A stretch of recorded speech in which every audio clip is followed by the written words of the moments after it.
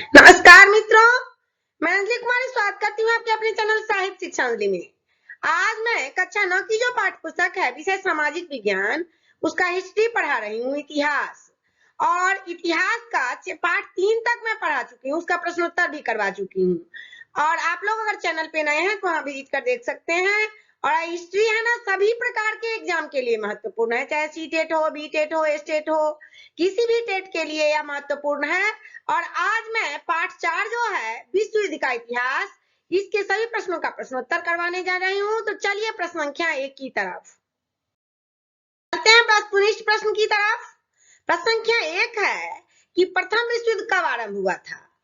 Option 4 है 1941, 1952, 1950, 1914। और यह प्रश्न जो है ना बहुत ही महत्वपूर्ण प्रश्न है। तो 1914 में प्रथम विश्व युद्ध जो है तो उसका आरंभ हुआ था। ऑप्शन नंबर घ के साथ चलिए। प्रश्न संख्या 2 है कि प्रथम विश्व युद्ध में किसकी हार हुई। जब दो देश युद्ध करते हैं ना तो एक की जीत होती है, एक की हार होती है। तो किसकी हार हुई? अमेरिका की, जर्मनी की, इंग्लैंड की और रूस की। तो जब यह युद्ध हुआ था तो जर्मनी की हार हुई थी। ऑप्शन नंबर ख के साथ चलिए। प्रश्न संख्या 3 है कि 1917 ईस्वी में कौन देश प्रथम विश्व युद्ध से अलग हो गया। 4 देशों का नाम है जिसमें रूस जो है ना, सो 1917 ईस्वी में प्रथम विश्व युद्ध से अलग हो गया था। अब प्रश्न संख्या 4 की तरफ चलते हैं। वर्साई की संधि के फलस्वरूप इनमें किस महादेश का मानचित्र बदल गया। अब यूरोप का, ऑस्ट्रेलिया का महादेश सबका नाम है, रूस का, अमेरिका का। तो यूरोप का जो है सो वर्साई संधि के फलस्वरूप इसका मानचित्र जो है वह बदल गया। प्रश्न संख्या 5 है कि त्रिकूट समझौते में शामिल थे। कौन कौन से शामिल थे, कौन कौन से देश? तो त्रिकूट समझौते में जो है जर्मनी, ऑस्ट्रेलिया और इटली शामिल थे। प्रश्न संख्या 6 है कि द्वितीय विश्व युद्ध कब आरंभ हुआ था। तो द्वितीय विश्व युद्ध जो है 1939 ईस्वी में आरंभ हुआ था। ऑप्शन नंबर क इसका सही जवाब होगा। प्रश्न संख्या 7 है कि जर्मनी को पराजित करने का श्रेय किस देश को है। तो जर्मनी को पराजित करने का श्रेय फ्रांस को मिला है। ऑप्शन नंबर क इसका सही जवाब होगा। प्रश्न संख्या 8 है कि द्वितीय विश्व युद्ध में कौन सा देश पराजित हो गया।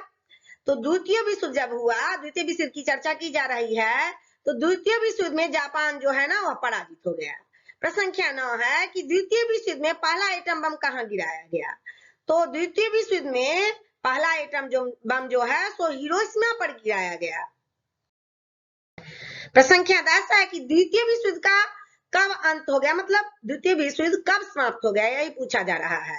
4 ऑप्शन है, उसमें ऑप्शन नंबर 22 का सही जवाब होगा कि द्वितीय विश्व युद्ध 1945 ईस्वी में समाप्त हो गया। उपयुक्त शब्दों द्वारा रिक्त स्थानों की पूर्ति करने के लिए यहाँ पर कहा जा रहा है खाली स्थान की पूर्ति करें। और पहला क्वेश्चन है कि द्वितीय विश्व युद्ध के फलस्वरूप, फिर खाली जगह है, साम्राज्यों का पतन हुआ। तो द्वितीय विश्व युद्ध के फलस्वरूप राजतंत्री साम्राज्यों का पतन हो गया। फिर प्रश्न संख्या 2 है कि जर्मनी का डैश है पर आक्रमण द्वितीय विश्व युद्ध का तत्कालीन कारण क्या था। तो जर्मनी का पोलैंड पर जो आक्रमण हुआ उसी के कारण वही तत्कालीन कारण था। प्रश्न संख्या 3 है कि धुरी राष्ट्रों में क्या हुआ कि इटली ने सबसे पहले आत्मसमर्पण किया। सबसे पहले आत्मसमर्पण इटली ने ही किया था। प्रश्न संख्या 4 है कि वर्साई की संधि की शर्तें द्वितीय विश्व युद्ध के लिए उत्तरदायी थी। और फिर प्रश्न संख्या 5 है कि अमेरिका ने दूसरा एटम बम कहां गिराया। जापान के नागासाकी बंदरगाह पर गिराया। पहला कहां गिराया था, आप लोग याद रखिए, हिरोशिमा पर। और दूसरा एटम बम जो गिराया वह नागासाकी बंदरगाह पर गिराया था। आगे बढ़ते हैं कि वर्साई की संधि में ही द्वितीय विश्व युद्ध के बीज निहित थे। बीजारोपण हो गया था। और फिर आगे है कि प्रथम विश्व युद्ध के बाद खाली जगह है, एक विश्व शक्ति बनकर उभरा। तो कौन सामने आया विश्व शक्ति बन के? तो अमेरिका आया। फिर आगे प्रश्न संख्या 8 में पूछा जा रहा है कि प्रथम विश्व युद्ध के बाद मित्र राष्ट्रों ने जर्मनी के साथ क्या की? वर्साई की संधि की। किसके साथ? तो जर्मनी के साथ। फिर 9 में पूछा जा रहा है कि राष्ट्रसंघ की स्थापना का श्रेय अमेरिका के राष्ट्रपति किसको दिया गया? तो वुडरो विल्सन को दिया गया। प्रश्न संख्या 10 है कि राष्ट्रसंघ की स्थापना कब हुई।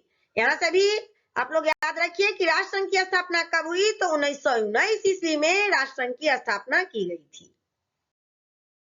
लघु उत्तरीय प्रश्न की तरफ चलते हैं। प्रश्न संख्या 1 है कि प्रथम विश्व युद्ध के उत्तरदायी किन्हीं 4 कारणों का उल्लेख करें। सोशल साइंस है, कारण सब पूछा जा रहा है तो थोड़ा सा लंबा क्वेश्चन होगा ही, धैर्य के साथ बने रहें शुरू से अंत तक। तो प्रथम विश्व युद्ध के उत्तरदायी किन्हीं 4 कारणों का उल्लेख करने के लिए कहा जा रहा है। प्रथम विश्व युद्ध के उत्तरदायी के 4 कारण जो हैं वो आगे बता रही हूं मैं कि साम्राज्यवादी प्रतिस्पर्धा, औद्योगिक क्रांति के बाद बाजारों की विस्तार के लिए उपनिवेशों का निर्माण शुरू होने लगा, तब तो बाजार विस्तार में आता, और साम्राज्यवादी आधिपत्य को चुनौती दिए बिना उपनिवेशों का निर्माण करना संभव नहीं था, इसीलिए उपनिवेशों के निर्माण में जर्मनी और इटली सबसे पीछे थे। फिर दूसरा क्या था कारण? दूसरा कारण है उग्र राष्ट्रवाद। अब उग्र राष्ट्रवाद क्या होता है, देखिए कि 19वीं शताब्दी के अंतिम चरणों में यूरोप के देशों में राष्ट्रीयता का संचार हो चुका था और वहां समान जाति, धर्म, भाषा और ऐतिहासिक परंपरा के लोग एक साथ मिलकर एक अलग देश का निर्माण चाहते थे। लोग चाहते थे कि हम एक अलग देश का निर्माण करें। तीसरा कारण सैन्यवाद था। अब यूरोपीय देश अपनी सैनिक शक्ति को मजबूत करने में लगे थे। फ्रांस, जर्मनी इत्यादि प्रमुख यूरोपीय देश अपनी देश के राष्ट्रीय आय का, हर देश का अपना अपना आय होता है ना, तो अपने राष्ट्रीय आय का 85% सैनिक तैयारियों पर खर्च कर रहे थे। चौथा क्या कारण था? गुटों का निर्माण। तो शक्तिशाली देश अपने अपने हित के लिए, सब हर एक देश अपना अपना हित चाहता है, तो शक्तिशाली देश से अपने अपने हित के लिए गुटों का निर्माण करने लगे। एक समान स्वार्थ को केंद्र में रखकर राष्ट्र रणनीति तय करने लगे थे, जिसका परिणाम यह हुआ कि सारा यूरोप गुटों में बंट गया। प्रश्न संख्या 2 है कि त्रिगुट तथा त्रिदेशीय संधि में कौन कौन से देश शामिल थे? इन गुटों की स्थापना का उद्देश्य क्या था? तो त्रिगुट संधि में शामिल देश जो थे उनका नाम मैं बता रही हूँ कि वो देश थे जर्मनी, ऑस्ट्रेलिया, हंगरी और इटली। उद्देश्य फ्रांस के विरुद्ध अपने हितों की रक्षा करना था और त्रिदेशीय संधि में शामिल थे फ्रांस, रूस और ब्रिटेन। और इनका शामिल होने का क्या उद्देश्य था? तो उद्देश्य देखिए कि इनका उद्देश्य था कि जर्मनी के विरुद्ध अपने हितों की रक्षा करना। प्रश्न संख्या 3 में प्रथम विश्व युद्ध का तात्कालिक कारण पूछा जा रहा है। तो 28 जून 1914 को आर्क ड्यूक फर्डिनेंड की वेस्निया की राजधानी सराजेवो में हत्या हो गई। और उसके बाद क्या हुआ कि ऑस्ट्रेलिया ने इस घटना के लिए सर्नी को जिम्मेदार ठहराया और सर्बिया के सामने कुछ मांगे रख दी गई और सर्बिया ने इसे स्वीकार करने से इनकार कर दिया। इसके बाद क्या हुआ? 28 जुलाई 1914 को ऑस्ट्रिया सर्बिया के खिलाफ युद्ध की घोषणा कर दी गई और सर्बिया की सहायता रूस ने की। जब युद्ध की घोषणा की तो रूस ने उसका सहायता कर दिया और ऑस्ट्रिया की सहायता के लिए जर्मनी आगे आया। जर्मनी ने 1 अगस्त 1914 को रूस और 3 अगस्त को फ्रांस के खिलाफ युद्ध की घोषणा कर दी। सर्वस्लाव आंदोलन का क्या तात्पर्य है, यही पूछा जा रहा है प्रश्न संख्या 4 में। तो सर्वस्लाव आंदोलन की शुरुआत तुर्की साम्राज्य तथा ऑस्ट्रिया हंगरी में निवास करने वाले स्लाव जाति के लोगों के द्वारा की गई और इस आंदोलन का सिद्धांत क्या था कि यूरोप के सभी स्लाव जाति के लोग एक राष्ट्र हैं, यही इसका सिद्धांत था। चलते हैं प्रश्न संख्या 5 की तरफ। उग्र राष्ट्रीयता प्रथम विश्व युद्ध का किस प्रकार एक कारण था? तो 19वीं शताब्दी के अंतिम चरण में यूरोप के देशों में राष्ट्रीयता का संचार होने लगा। वहां समान जाति, धर्म, भाषा और ऐतिहासिक परंपरा के लोग एक साथ मिलकर अलग देश का निर्माण करना चाहते थे, पीछे में भी बता चुकी हूँ। और तुर्की था ऑस्ट्रेलिया, हंगरी के अधिकांश स्लाव जाति के थे। वो लोग जो थे ना, वह अधिकांश लोग स्लाव जाति के थे। उन लोगों ने सर्वस्लाव आंदोलन की शुरुआत की जो इस सिद्धांत पर आधारित था कि यूरोप के सभी स्लाव जाति के लोग एक राष्ट्र हैं। संख्या 6 में पूछा जा रहा है कि द्वितीय विश्व युद्ध प्रथम विश्व युद्ध की ही परिणति थी, कैसे? तो द्वितीय विश्व युद्ध की पृष्ठभूमि तो प्रथम विश्व युद्ध की समाप्ति के साथ ही तैयार हो चुकी थी, बीजारोपण हो चुका था। जिस तरह से पराजित राष्ट्रों पर निर्णय थोपे गए थे था उनका अपमान किया गया था। अब हुआ क्या, जब विश्व युद्ध हुआ ना, तो जो देश पराजित हो गए, जो राष्ट्र पराजित हो गए, उस पर बेवजह निर्णय थोप दिया गया, उनका अपमान किया गया। उससे द्वितीय विश्व युद्ध का होना तो तय था, सब आक्रोशित थे। तो प्रथम विश्व युद्ध के बाद फिर द्वितीय विश्व युद्ध का बीजारोपण हो गया और विश्व युद्ध साम्राज्यवाद को समाप्त नहीं कर सका, बल्कि उसके वेग को और प्रचंड कर दिया। अब हिटलर के बारे में जानते हैं कि द्वितीय विश्व युद्ध के लिए हिटलर कहां तक उत्तरदायी था। तो हिटलर के नेतृत्व में नाजी सरकार जर्मनी में बनी। किसके नेतृत्व में? तो हिटलर के नेतृत्व में। आप लोग समझते चलिए। और ये सिद्धांत राष्ट्र के गौरव पर बल देते थे। जर्मनी ने हिटलर के नेतृत्व में दूसरे राष्ट्रों पर आक्रमण करना शुरू कर दिया। किसके नेतृत्व में? नेतृत्व हिटलर कर रहे थे। हिटलर ने राष्ट्रीय गौरव के लिए साम्राज्यवादी हिस्सा को ही आधार बनाया। जर्मनी अपने उपनिवेशों के आधे पर बना करके अपने राष्ट्र को गौरवान्वित करना चाहते थे। जर्मनी हिटलर के नेतृत्व में जापान तथा इटली के साथ मिलकर बर्मा इत्यादि को जीतता हुआ बर्मा को जीत लिया और बर्मा को जीतते हुए आगे बढ़ने लगा। अतः हिटलर की महत्वाकांक्षा जो है तो द्वितीय विश्व युद्ध के लिए काफी हद तक उत्तरदायी है। अब युद्ध तो हो गया, अब परिणाम क्या हुए वही पूछा जा रहा है कि द्वितीय विश्व युद्ध के किन्हीं 5 परिणामों का उल्लेख करें। युद्ध के बाद क्या परिणाम होते हैं? तो बेकार ही परिणाम आते हैं, हानि होती है, धन जन की हानि हुई और इस युद्ध में धन जन की हानि बहुत ज्यादा हुई। यह इतिहास का सबसे विनाशकारी युद्ध था। कौन युद्ध? अगर आए कि इतिहास का सबसे विनाशकारी युद्ध कौन था तो द्वितीय विश्व युद्ध। इस युद्ध में 60 लाख यहूदियों को जर्मनी ने मौत के घाट उतार दिया। और फिर क्या दूसरा हुआ कि यूरोपीय श्रेष्ठता और उपनिवेशों का अंत हो गया। द्वितीय विश्व युद्ध के बाद यूरोपीय राष्ट्रों की प्रभुत्व लगभग समाप्त हो गई। द्वितीय विश्व युद्ध के बाद भारत, श्रीलंका, बर्मा, मलाया, हिरेशिया आदि देश क्या हो गए? स्वतंत्र हो गए। तीसरा परिणाम आया कि संयुक्त राष्ट्र संघ की स्थापना। द्वितीय विश्व युद्ध की समाप्ति के पश्चात विश्व में शांति कायम रखने की चेष्टा की गई। चौथा क्या परिणाम आए कि विश्व का 2 गुटों में बंटना। पूरा दुनिया जो है वह 2 गुटों में बंट गया। द्वितीय विश्व युद्ध के बाद विश्व 2 गुटों में बंट गया। पहला गुट पूंजीवादी हो गया तथा दूसरा गुट साम्यवादी कहलाया। और 5वां कारण मैं बता रही हूं कि इंग्लैंड की शक्ति में ह्रास तथा रूस एवं अमेरिका की शक्ति में वृद्धि। युद्ध के बाद इंग्लैंड विश्व की सबसे बड़ी ताकत नहीं रह गया। युद्ध का परिणाम निकला कि इंग्लैंड जो विश्व की सबसे बड़ी ताकत थी वह सबसे बड़ी ताकत नहीं रह पाया और इंग्लैंड के उपनिवेश मुक्त हो गए। प्रश्न संख्या 9 है कि तुष्टीकरण की नीति क्या है। अब तुष्टीकरण की नीति जो है वह इंग्लैंड द्वारा विकसित की गई है और पश्चिमी पूंजीवादी देश रूसों को घृणा था, नफरत की दृष्टि से देखता था। किसको? तो रूसों को। वे चाहते थे कि किसी भी तरह हिटलर रूस पर आक्रमण कर दे और जिससे दोनों कमजोर हो जाएं, तब वे हस्तक्षेप करके दोनों शक्तियों को बर्बाद कर दें। प्रश्न संख्या 10 है कि राष्ट्र संघ क्यों असफल रहा। तो राष्ट्र संघ छोटे छोटे राज्यों के मामलों को आसानी से सुलझा देता था, लेकिन समर्थ शक्तिशाली के सहयोग न मिल पाने की वजह से वह बड़े तथा महत्वपूर्ण मसलों को सुलझा पाने में असफल रहता था। दीर्घ उत्तरीय प्रश्न है। प्रश्न संख्या 1 है प्रथम विश्व युद्ध के क्या कारण थे, संक्षेप में लिखें। तो प्रथम विश्व युद्ध के 5 कारण को मैं बता रही हूं कि साम्राज्यवादी प्रतिस्पर्धा, औद्योगिक क्रांति के बाद से बाजारों के विस्तार के लिए उपनिवेशों को छीना झपटी शुरू हो गई और इस दौर में जर्मनी तथा इटली का प्रवेश बहुत बाद में हुआ। इस कारण उन्हें कम ही उपनिवेश मिले। जो पहले आए उनको उपनिवेश मिल गया। दूसरा है कि उग्र राष्ट्रवाद। 19वीं शताब्दी के अंत तक यूरोप में राष्ट्रीयता के प्रभाव की वजह से समान जाति, धर्म, भाषा तथा ऐतिहासिक परंपरा के लोग एक साथ मिलकर अलग देश का निर्माण करना चाहते थे। तीसरा है सैन्यवाद। यूरोपीय देश सुरक्षा के नाम पर अपना सारा ध्यान सैनिक शक्ति बढ़ाने पर केंद्रित कर रहे थे। कहते हैं कि 1913 से 14 ईस्वी में फ्रांस के पास लगभग 8 लाख, जर्मनी के पास 7,60,000 था, रूस के पास 15 लाख की अस्थायी सेना थी। सारा जो पूंजी थे वो सैन्य शक्ति पे बर्बाद कर रहे थे। चौथा है कि गुटों का निर्माण।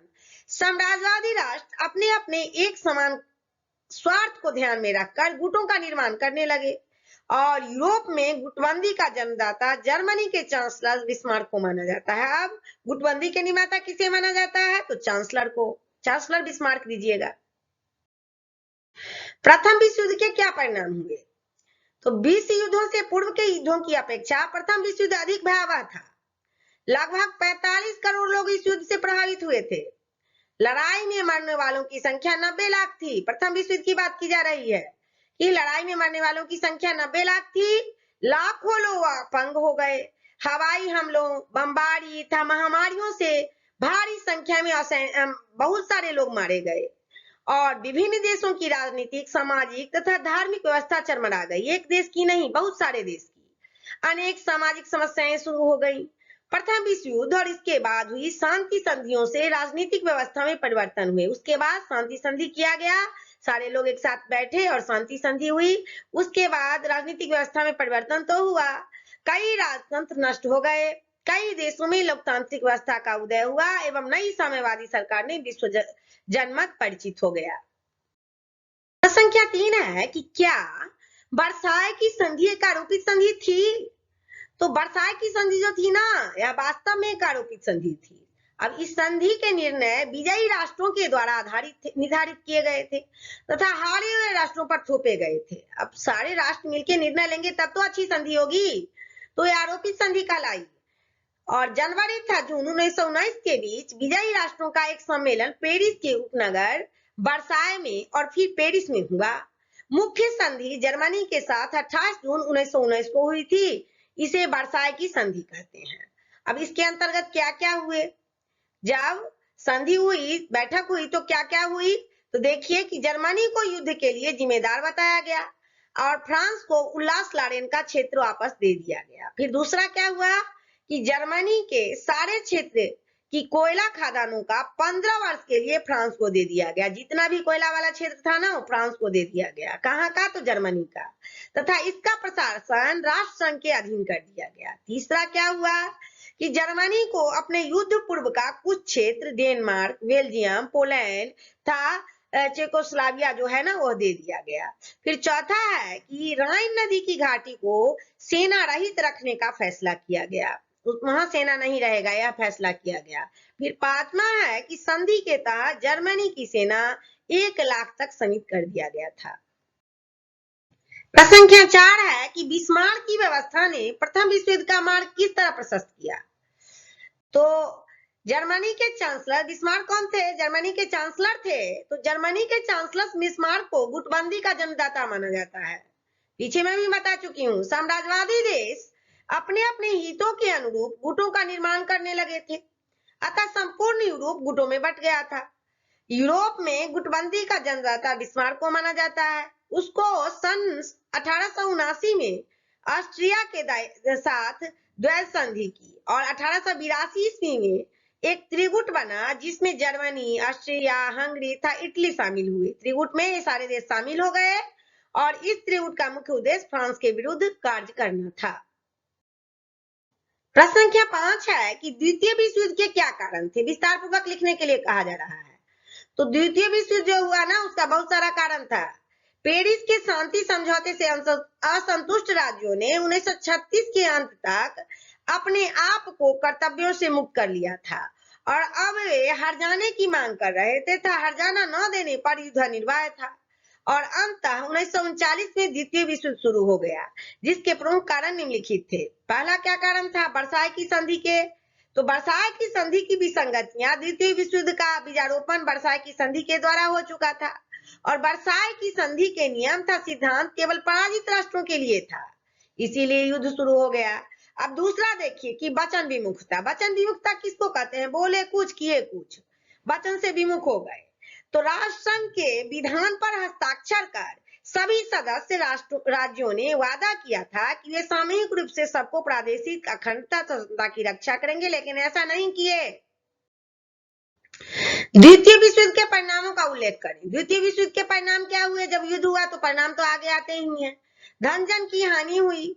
इस युद्ध में धन तथा जन की व्यापक हानि हुई। लगभग 60 लाख युद्धों को जर्मनी मौत के घाट उतार दिया और लाखों लोग की हत्या यंत्रणा शिविरों में ही कर दी गई। शिविर में लोग सोए रहते थे, वहीं पर मार दिया जाता था, शिविर में ही।